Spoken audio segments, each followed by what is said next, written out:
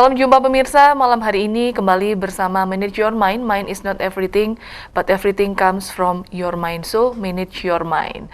Bersama saya Gisela Tahabari, tentunya malam hari ini kita akan berbincang banyak atau belajar banyak mengenai pengembangan sikap keyakinan kepada Dhamma. Dan saya masih ditemani dengan Yang Mulia Bante Dhamma Vicayu Mahatera. Namo Buddhaya Bante.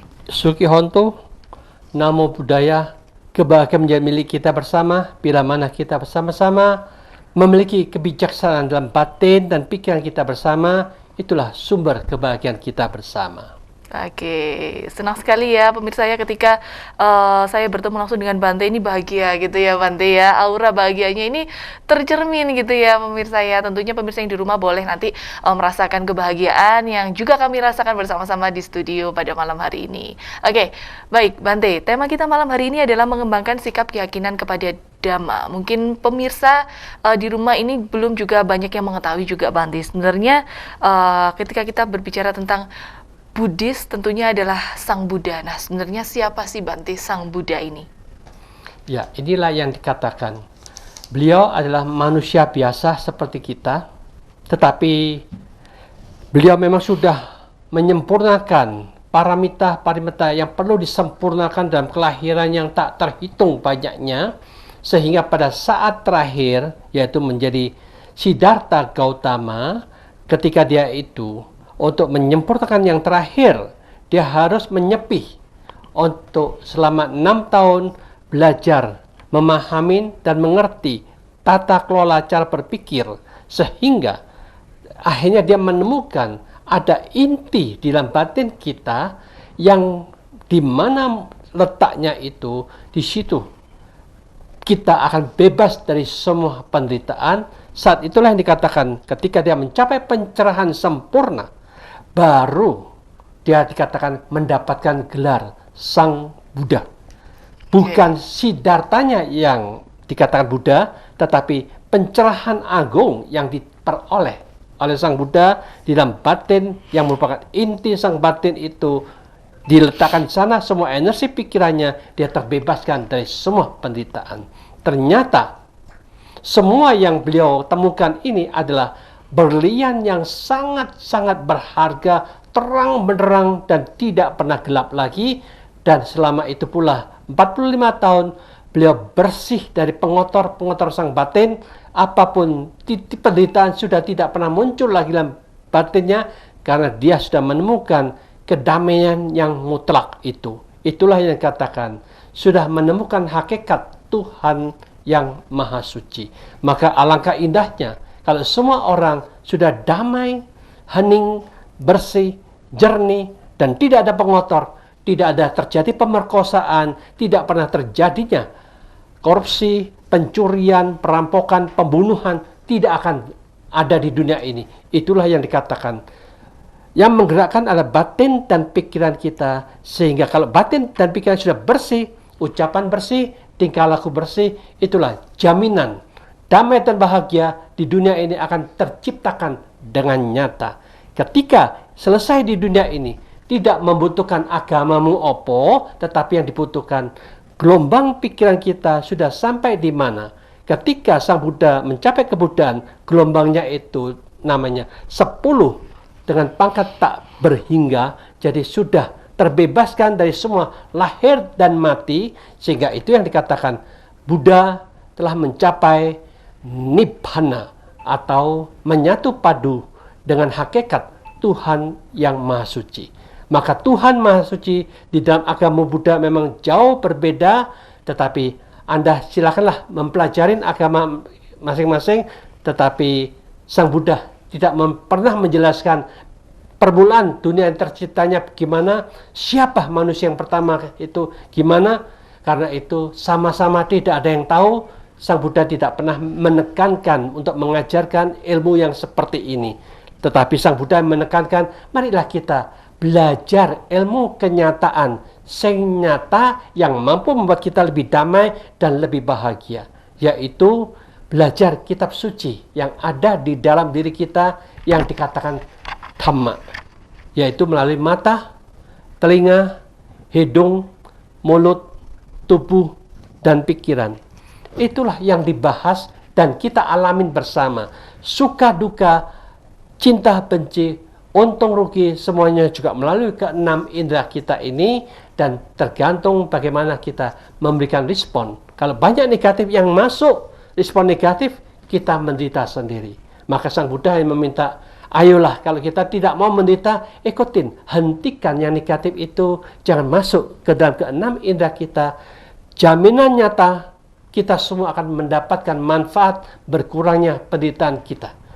Tetapi kalau kita masih punya pikiran-pikiran negatif dan tidak bisa kita kendalikan, masih kita ucapkan, masih kita lakukan ucapan kotor, jelek, busuk, tingkah laku kotor, jelek, busuk karena pikiran yang kotor itu. Maka dari itu kita sadarin, ketika menyadarin pikiran ini negatif, marilah kita kendalikan, kita kuasai dengan sungguh-sungguh. Jangan diucapkan, jangan dilakukan, supaya kita memiliki agama yang membawa faedah, manfaat kepada orang yang ada di sekitar lingkungan kita. Disitulah yang dikatakan, hentikan semua aktivitas yang negatif.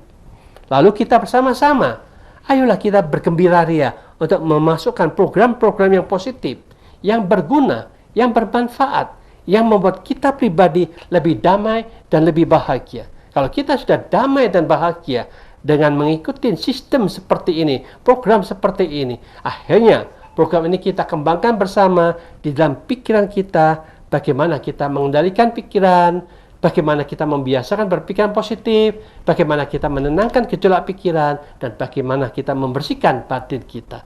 Inilah yang dikatakan inti daripada ajaran Sang Buddha. Dhamma itu hanya terletak di dalam penggerak utama pikiran kita pribadi masing-masing. Maka dengan memahami seperti ini, ternyata kita semua sudah membawa kitab suci dan kita bisa membuktikan kebenaran itu. Maka dari itulah yang dikatakan ajaran Sang Buddha adalah ajaran kesunyataan, bukan khayalan, bukan jarene, tetapi nyata ada di dalam kita masing-masing. Marilah kita berani untuk merevisi cara berpikir kita, belajarlah kenyataan supaya kita tambah damai dan tambah bahagia. Itulah tujuan kita bersama.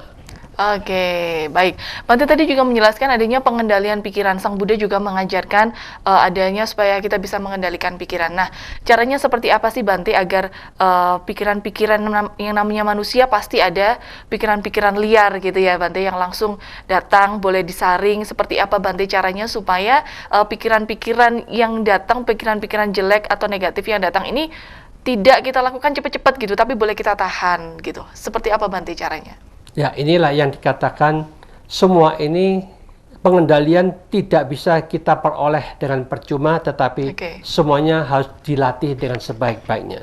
Ada umat kita di Bandung, waktu ketemu saya di Bandung, dia bilang, Bante saya ini sudah 2 tahun meditasi, tetapi aku tetap emosi, tetap jadi pemarah. Kenapa ya? Lalu saya tanya, Bapak cara meditasinya gimana? Oh ya Bante saya kosongkan gitu. Saya bisa duduk 1 jam. Nah itulah, Bapak tahu, kalau kita hanya mengosongkan, memang itu cepat membuat kita tenang.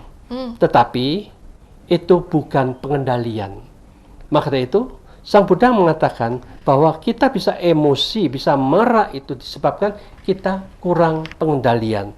Maka dari itu kalau kita meditasinya cara seperti itu, Anda belum bisa mengendalikan, itu wajar. Maka dari itu Sang Buddha meminta kembalilah ke dasarnya dulu, yaitu lihatlah ke nafas kita.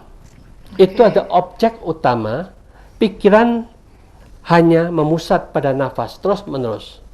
Baru musat pada nafas, loncat sini, mikir sana, mikir situ, tarik lagi ke nafas. Baru sini, loncat sana lagi, tarik lagi. Inilah yang katakan tarik kembali. Berarti kita berusaha mengendalikan. Dengan terus latihan seperti ini, mengendalikan. Itulah cara melatih bagaimana mengendalikan gejolak pikiran kita dengan arah yang tepat, dengan arah yang tepat guna, sehingga kita mampu mengontrol dan mampu mengendalikan pikiran itu jelas dan terang. Akhirnya dia, oke, selesai, pulang. Tahu-tahu 2 minggu kemudian datang ke wihara. Ya Bante, sudah saya latih rasanya 1 minggu, kok rasanya aku bisa mengendalikan emosi saya. Nah, maka itulah yang katakan melatih diri itu, meditasi memang ada berbagai macam cara. Maka itu kalau kita mau melatih mengendalikan diri dengan cara seperti itu, kita baru mendapatkan manfaat di dalam pengendalian itu. Itu aja. Oke, manfaat mengendalikan diri tentunya banyak sekali ya pemirsa. Ketika mampu mengendalikan diri juga kita tidak mudah emosi seperti tadi yang sudah disampaikan oleh Bante. Baik, Bante, saya juga membaca atau mengenal ada yang namanya Pancasila Buddhis ketika di nilai-nilai kemoralan dalam Buddhis ini. Nah, sebenarnya Pancasila Buddhis ini apa saja dan bagaimana sih Bante bentuk pengembangannya di dalam kehidupan kita sehari-hari? Tapi nanti jangan dijawab dulu ya Bante, kita akan lanjutkan lagi setelah jeda iklan berikut. Jadi jangan kemana-mana, tetap saksikan Manage Your Mind.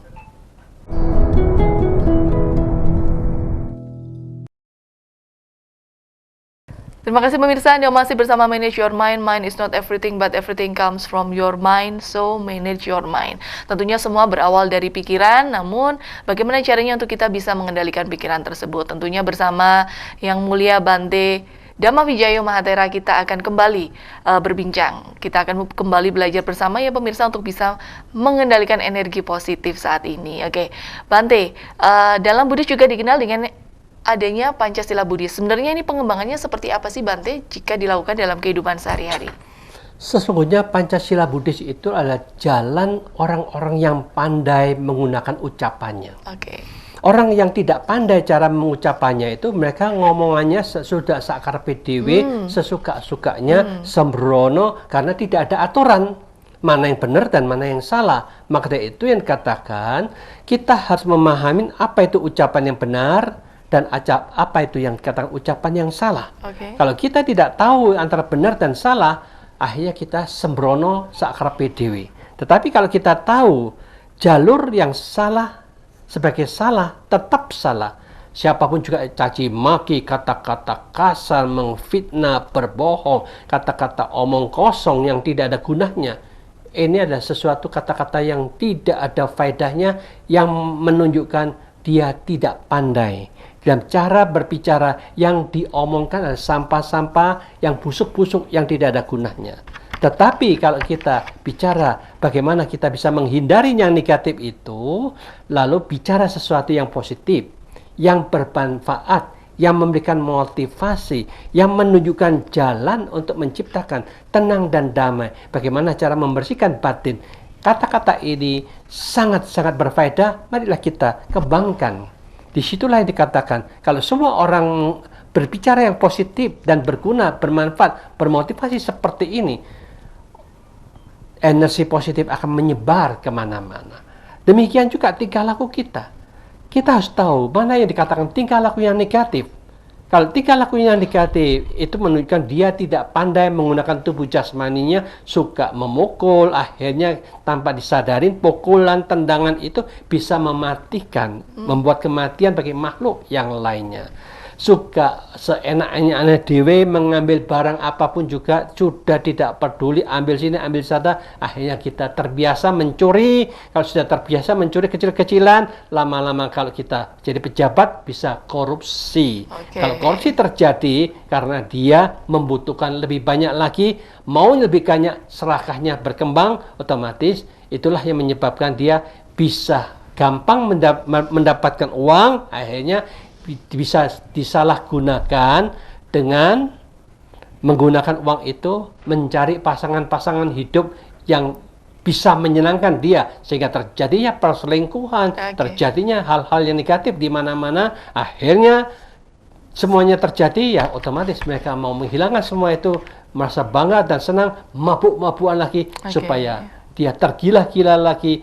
Itulah yang dikatakan orang yang tidak pandai melakukan tubuh jasmaninya ini, melakukan penyimpangan dari semua tata krama etika di dunia maupun etika di dalam agama. Maka agama kalau tidak menekankan etika, agama itu sesungguhnya tidak mengajarkan cara menjadi orang pandai dan mengolah kehidupan ini dengan tepat dan guna.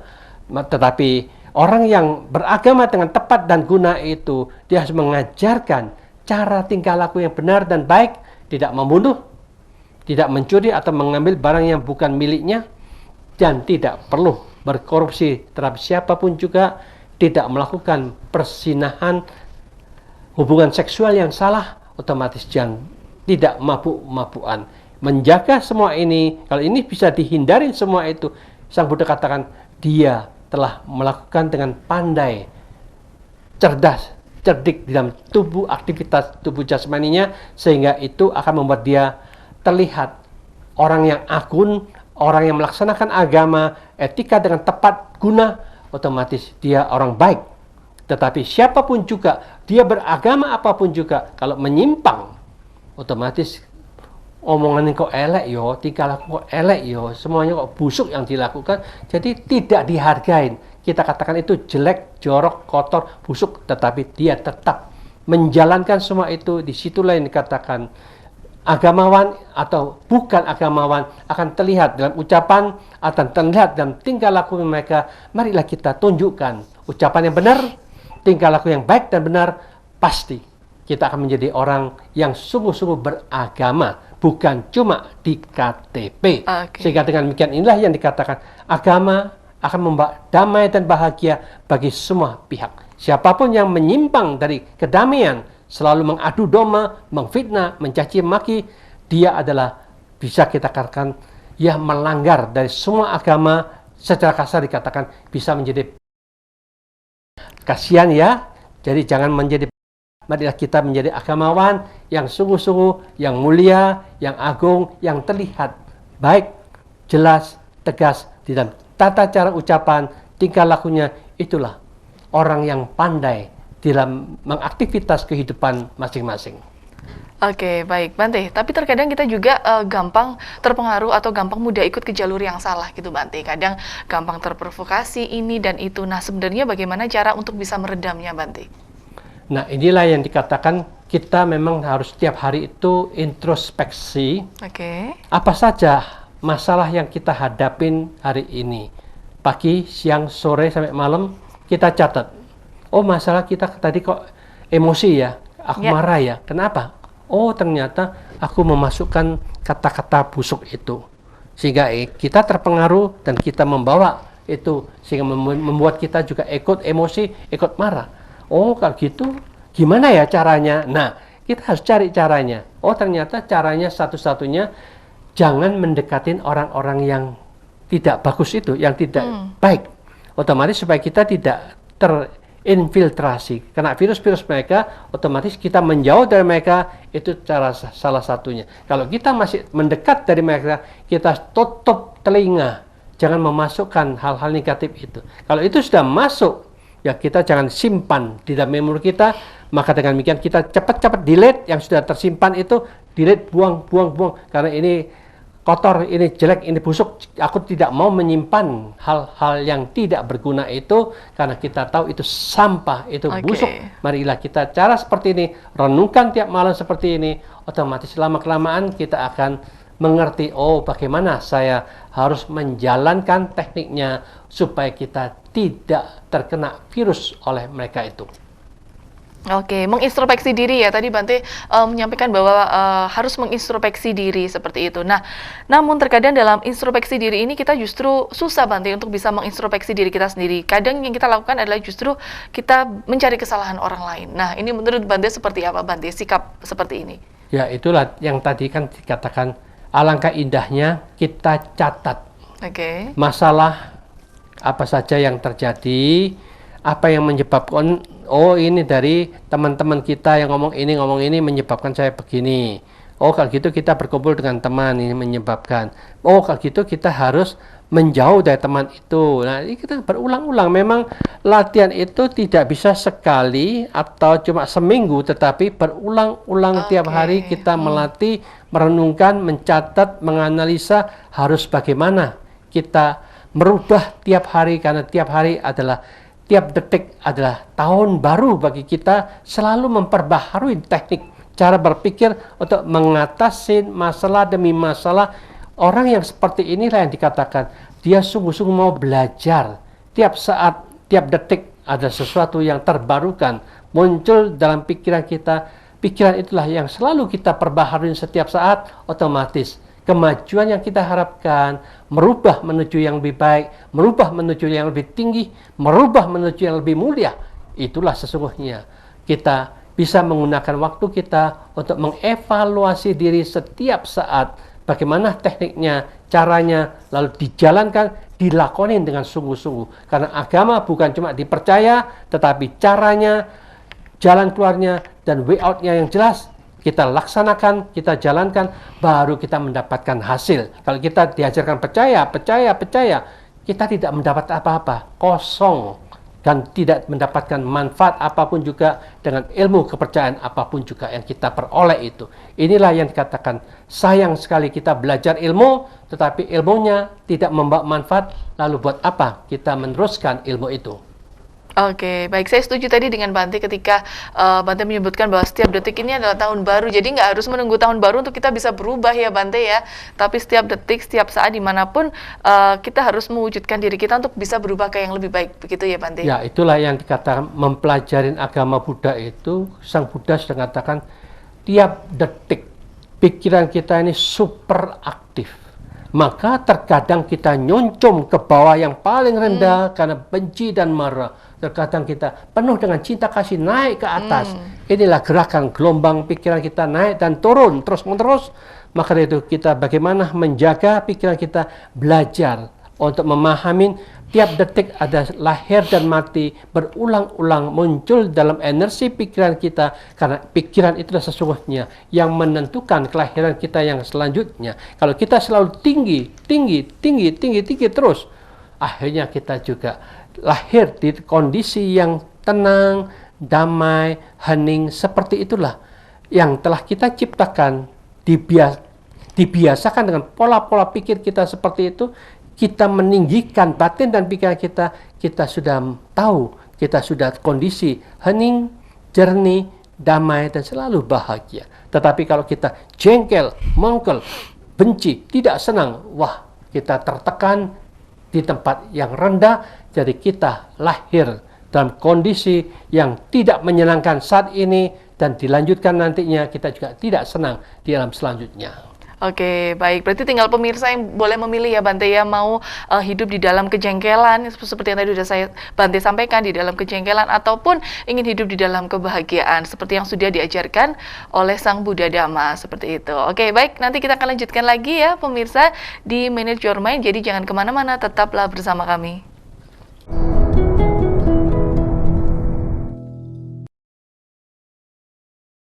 Terima kasih pemirsa, Anda masih bersama Manage Your Mind. Mind is not everything, but everything comes from your mind, so manage your mind. Tentunya tadi Bante sudah menyampaikan bagaimana kiat-kiat untuk kita bisa membangun keyakinan kepada Sang Buddha Dhamma dengan tentunya mengembangkan kebahagiaan, mengembangkan cinta kasih, dan pemirsa sendiri pun perlu berusaha gitu ya, usaha untuk bisa mewujudkannya. Prosesnya ini seperti apa sih Bante ketika pemirsa yang di rumah ini ingin mencoba untuk mewujudkan kebahagiaan atau mewujudkan hal-hal yang positif ini, prosesnya harus seperti apa? Tadi Bante sudah menyampaikan bahwa tidak bisa didapatkan dengan mudah gitu ya Bante. Ini harus berproses seperti apa sih Bante? Ya, inilah yang dikatakan kita bisa berbahagia ketika kita menabur kebahagiaan bagi orang yang lain dengan senang membantu, dengan senang beramal, dengan senang memberikan apa yang bisa kita berikan kepada orang-orang yang sedang membutuhkan. Disitulah ketika dia menerima persembahan kita, mereka senang dan gembira. Kita pun melihat akan ikut senang dalam pikiran kita. Itulah yang dikatakan pengaruh yang kita taburkan langsung terlihat bahwa kita ikut senang dan ikut gembira. Maka dari itulah demikian juga kalau kita bisa jaga ucapan, jaga tingkah laku kita, ketika dia caci maki, fitnah, macam-macam ngomongnya yang negatif, tetapi kita tetap bisa jaga ketenangan, jaga kedamaian kita. Jadi kita lihat, oh ternyata ucapan kita ini tidak membalas seperti dulu. Kita caci maki, kita marahin, tetapi kita tetap tenang, tetap damai, dan kita bisa menjaga ucapan kita, tidak memukul, tidak menjitak, tidak menyalahkan siapapun juga. Kita cuma paham dia sedang stres, sehingga ucapan juga jadi kotor. Jadi dengan demikian kita tidak mau mengikuti cara mereka, kita mau menjadi lain dari yang lain karena kita mengikuti sistem, cara penggunaan telinga kita dengan tepat guna sehingga kita tidak bisa memasukkan virus-virus lagi melalui telinga, kita tidak mau memasukkan virus-virus melalui batin kita dan tidak mau mengeluarkan virus melalui ucapan maupun tingkah laku kita, otomatis kita bukan penjahat, bukan memberikan penyakit pada makhluk manapun juga. Disitulah yang dikatakan belajar dhamma adalah melaksanakan ini akan membawa kita adalah pemenang, kita mampu menaklukkan diri kita sendiri, itu akan membuat orang lain juga senang dan gembira. Ternyata orang yang belajar agama Buddha ini kok lebih adem, lebih ayem, bisa mengendalikan, bisa tidak bicara yang negatif. Aku ini punya agama apapun juga hanya KTP, tapi ucapanku sakarepku dhewe, kelakuanku sakarepku dhewe, pikirku sakarepku dhewe. Aku tidak punya tata kelola yang tepat ini. Itulah yang dikatakan agama yang amburadul ya seperti itu. Maka dari itu belajarlah agama yang sesungguh-sungguhnya. Maka semua agama kalau belajar dengan tata kelola tepat guna, otomatis itu akan membuat kita lebih damai dan lebih bahagia. Apalagi kita juga tahu bahwa semua ini tergantung pikiran kita. Kita harus menjalankan, melaksanakan bagaimana mengendalikan pikiran kita. Bagaimana kita punya pikiran positif, bagaimana kita menenangkan pikiran. Kalau kita sudah sering jalankan, kita akan mendapatkan kesejukan, kedamaian, keheningan. Kalau kita tidak menjalankan, walaupun dia jadi biku atau samanera atau pendeta apapun juga, tidak pernah meditasi, gelisah, takut, bingung, kacau, frustrasi, stres akan menjadi milik mereka.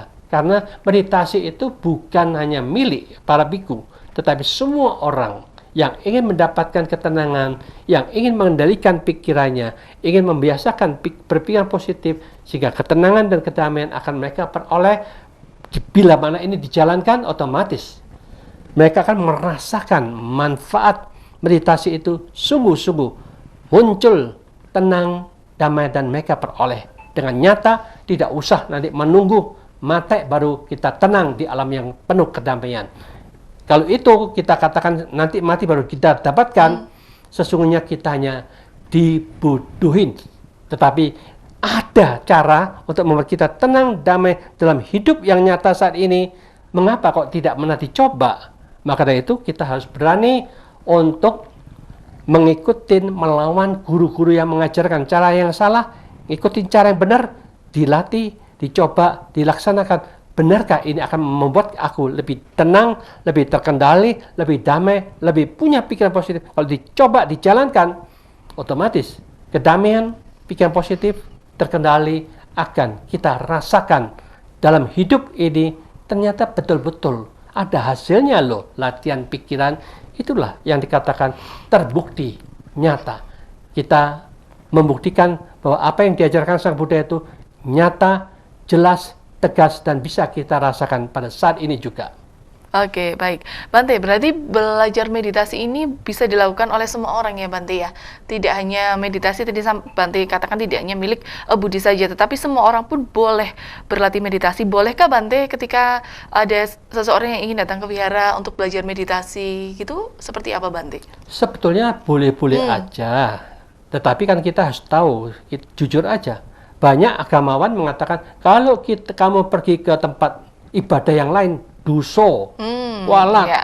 macam-macam ditakut-takutin. Jadi pembicaranya ini nggak tahu apa-apa, ngomong seenaknya dewe, akhirnya umat-umatnya takut. Ketika dia mau datang, Bante boleh nggak saya agama ini loh datang ke wihara? Wihara tidak pernah mengajarkan dilarang.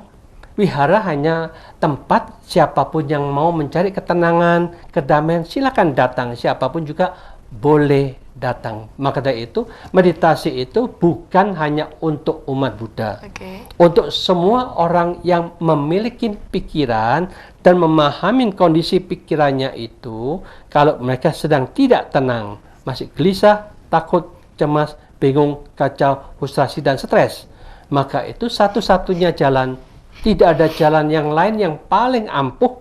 Kita harus melatih diri kita sendiri bagaimana meditasi, bagaimana mengendalikan pikiran kita, bagaimana membiasakan berpikiran positif, bagaimana menenangkan gejolak pikiran, dan bagaimana membersihkan pikiran kita.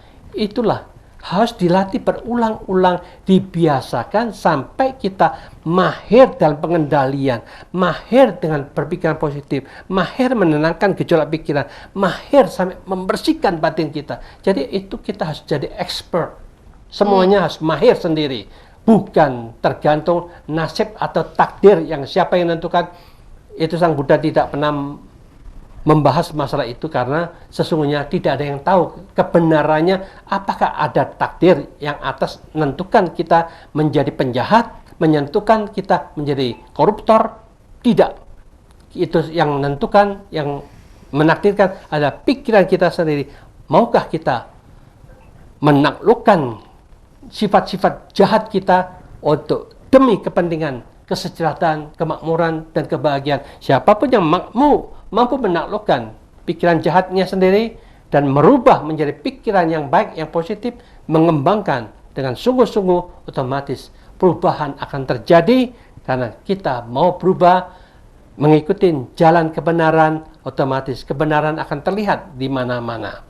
Oke, kebenaran terlihat di mana-mana, betul sekali ya Bante ya. Senang sekali ya rasanya ya pemirsa ketika semuanya itu yang kita lakukan benar-benar dan benar gitu, sehingga boleh memunculkan rasa bahagia. Oke, Bante, tanda-tanda sebagai umat Buddha apa saja sih Bante ketika umat Buddha ini memiliki keyakinan kepada Sang Dharma? Dicirikan seperti apa sih Bante? Ya sesungguhnya kalau kita dikatakan bagaimana kita bisa membangkitkan keyakinan ini, setidak-tidaknya kita harus ada tiap hari baca parita pagi dan malam untuk mengulang perenungan sifat agung Sang Buddha, apa sifat-sifat Dhamma itu, apa itu sifat-sifat Sangha, lalu kita terapkan apa yang kita ucapkan itu. Pikiran ini mengikuti jalur itu dengan sungguh-sungguh, akhirnya ternyata ini loh yang menjadi sarana motivasi kita. Jadi berdoa itu adalah motivasi. Seperti gini. Arahang Samma Sambuddho Bhagawa. Sang Buddha itu suci, murni, sempurna berkat usaha beliau sendiri. Itulah yang harus aku bangkitkan dalam kesadaran yang sempurna dalam pikiran kita, mudah-mudahan mencapai kondisi yang sama seperti beliau. Lalu apapun ajaran yang Sang Buddha ajarkan itu ada di mata, telinga, hidung, mulut, tubuh, dan pikiran kita. Sudahkah kita menghentikan yang negatif dan memasukkan yang positif dan mengembangkan yang berguna untuk batin dan pikiran kita? Kalau ini sudah dijalankan dengan tepat dan benar, kita sudah mengagungkan jalan kebenaran itu, dilakonin dengan sungguh-sungguh. Lalu kalau kita sudah melakukan dengan sungguh-sungguh, itulah sesungguhnya siswa Sang Buddha yang benar, baik, lurus, sesuai dengan ajaran yang diharapkan oleh Sang Buddha. Karena mereka yang sudah menjalankan lurus, benar, mereka akan mendapatkan nyata dalam hidup ini, kebahagiaan sudah meningkat. Apakah peningkatan itu dalam ketenangan? Apakah peningkatan itu kebahagiaan dalam kebersihan batin sudah meningkat? Membersihkan 30%, membersihkan 40%, membersihkan 50%, dan yang terbaik ada kemampuan untuk membersihkan secara total penderitaan, kekotoran batin. Tidak ada lagi dalam batin dan pikiran, 100% murni, bersih, dan menemukan inti dari sang batin. Itulah siswa Sang Buddha yang tertinggi, yang terbaik, ada di dalam batin dan pikiran kita. Maka semua orang juga punya batin dan pikiran. Mari kita belajar bagaimana menata pikiran dan batin ini untuk menemukan intinya, bebas dari semua penderitaan, supaya kita bersama-sama merasakan nikmatnya Dhamma itu. Rasa Dhamma yang begitu luar biasa ini akan kita rasakan sendiri. Yang berbuat jahat tidak ada tempat untuk surga lagi. Oke, baik. Bante, nanti kita lanjutkan lagi tentang surga. Dalam Buddhis sendiri seperti apa sih Bante memandang adanya surga seperti yang tadi sudah Bante sampaikan. Oke, baik pemirsa, jangan kemana-mana, kita masih ada satu segmen lagi untuk Anda, tetap di Manage Your Mind.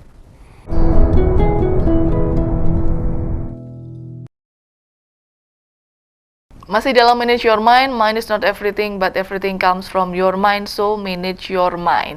Baik, Bante, kita lanjutkan lagi Bante. Tadi Bante sudah menyampaikan bahwa sorga gitu Bante. Nah, sebenarnya dalam Buddhis sendiri ini memandang sebuah sorga seperti yang setiap keyakinan selalu ada sorga dan neraka. Nah, sebenarnya apa yang dipandang dalam Buddhis ini, sorga ini seperti apa sih Bante?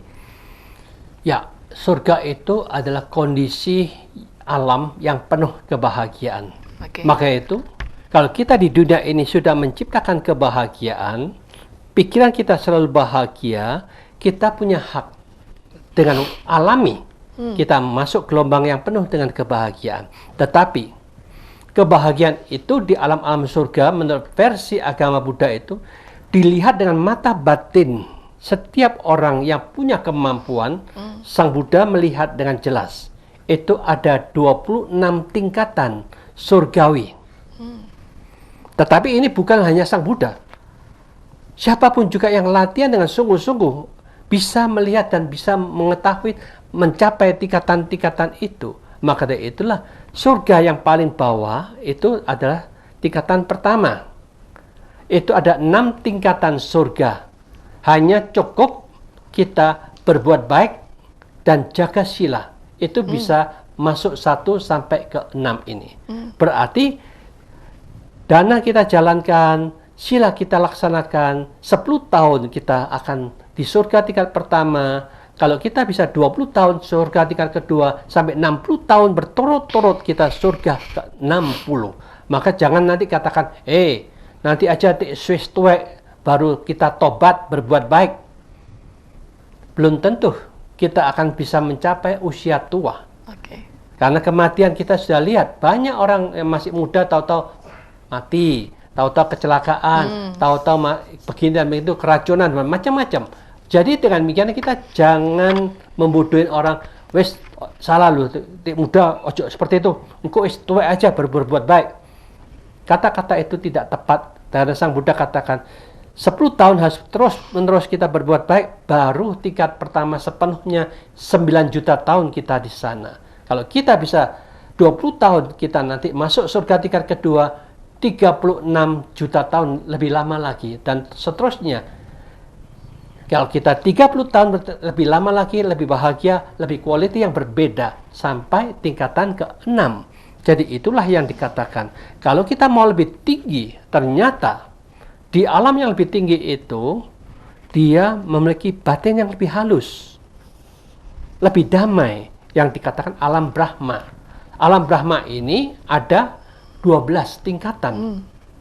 Jana 1, jana 2, jana 3, jana 4, ini 12 tingkatan.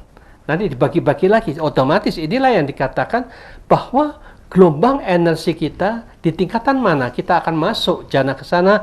Jadi dengan demikian ini agama Buddha itu sangat-sangat ilmiah. Semua bukan berdasarkan Sang Buddha yang ngatur.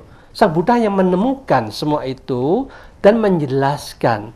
Ini semua adalah energi pikiran kita yang menentukan kita sendiri secara otomatis.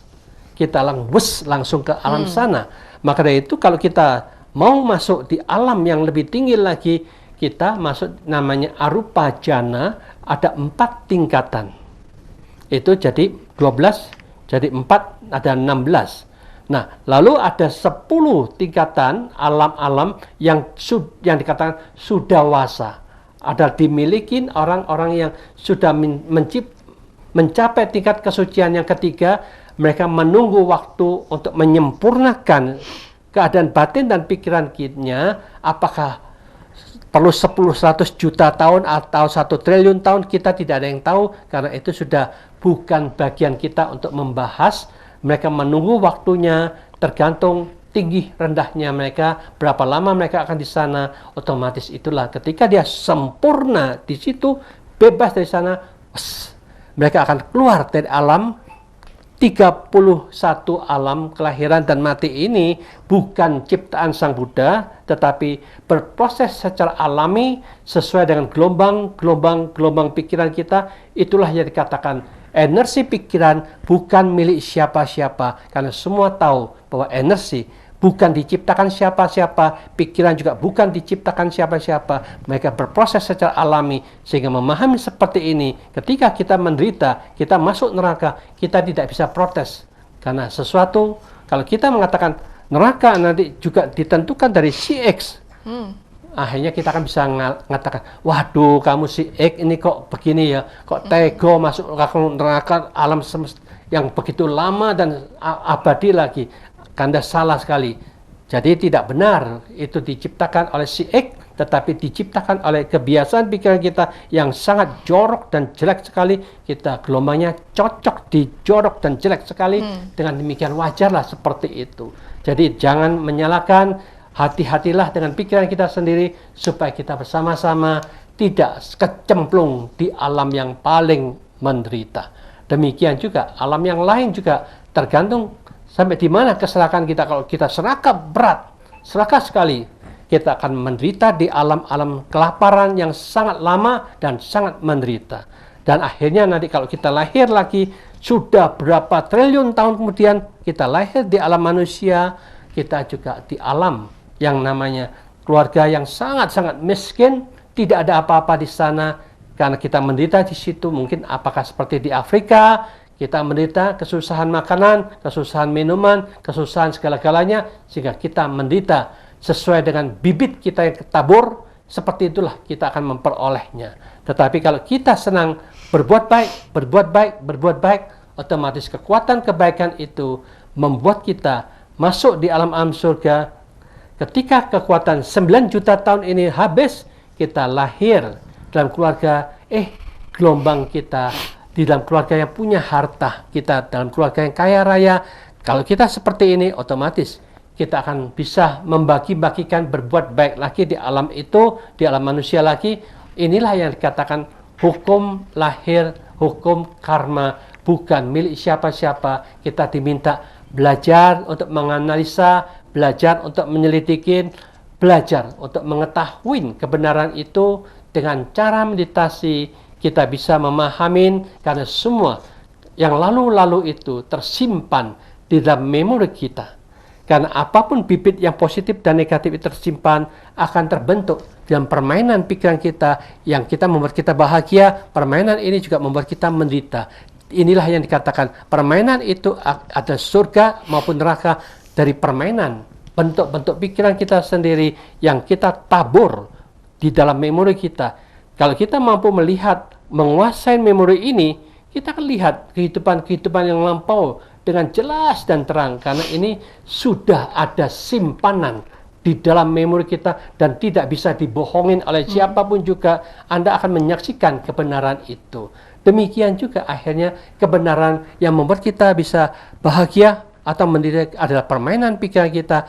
Kita juga tahu bagaimana untuk menyingkirkan ketidakbahagiaan dan mampu menciptakan kebahagiaan yang terus-menerus. Itulah yang dikatakan kita pandai menggunakan permainan pikiran kita, expert di dalam menciptakan pikiran, always selalu menciptakan senang, gembira, dan bahagia. Siapapun yang mampu menciptakan seperti ini, itulah yang dikatakan dia mengenal Dhamma.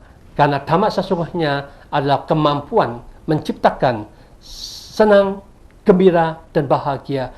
Itulah yang nyata, jelas, tegas, bisa kita ciptakan, bisa kita bentukkan, sehingga dunia ini akan menjadi surga bagi orang yang pandai mengolah pikirannya, karena dia selalu berbahagia. Maka dari itu, marilah kita bersama-sama mulai saat ini dan seterusnya jaga pikiran kita dengan baik-baik, arahkan selalu ke arah positif, bangkitkan energi yang membuat kita lebih tenang, lebih damai, lebih bahagia. Terus-menerus kita bersihkan batin dan pikiran kita.